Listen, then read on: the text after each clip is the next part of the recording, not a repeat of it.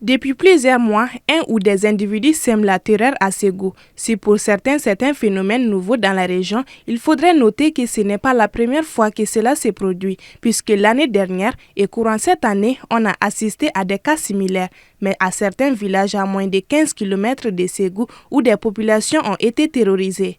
En effet, dans la nuit du vendredi 10 au samedi 11 mai dernier, dans le quartier Sido-Soninkroi, des hommes se promenant avec des machettes et autres armes blanches se sont introduits dans une première famille et ont tenté de violer une femme.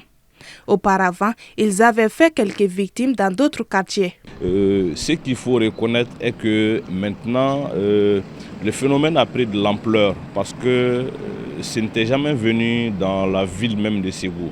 Mais ces derniers temps, nous assistons à ces phénomènes qui deviennent de plus en plus terrorisants pour la population ségouvienne, où on ne peut pas le dire clairement jusqu'à présent si c'est une seule personne ou bien si c'est un groupe d'individus qui se promènent et qui font cet acte barbare.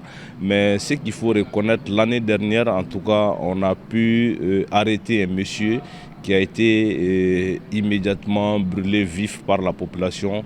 Pour le cas récent, pour cette année, ce qui se passe dans la ville de Ségou, on peut parler de 4 cas qui ont été connus.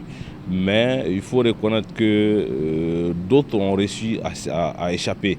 D'autres ont réussi à échapper, mais il y a 4 cas en tout cas où on a eu vraiment des choses horribles ou qui ont subi vraiment des choses horribles de la part de ces derniers. Cette situation inquiète à Ségou. Selon notre interlocuteur, la population avait des réserves sur l'implication des autorités, mais au vu de la gravité de la situation, ces derniers temps, les autorités locales de la région se sont activées afin qu'une solution puisse être trouvée pour mettre fin à cette terreur. Alors pas plus tard qu'avant-hier, il y a le directeur régional de la police qui a mobilisé la presse, qui a mobilisé les commissariats et les gendarmeries aussi se sont mobilisés pour qu'ensemble ils trouvent des stratégies afin de pouvoir arrêter en tout cas l'auteur de cet acte. D'après nos interlocuteurs, le commissariat de la police du 2e arrondissement aurait ouvert une enquête pour élucider l'affaire.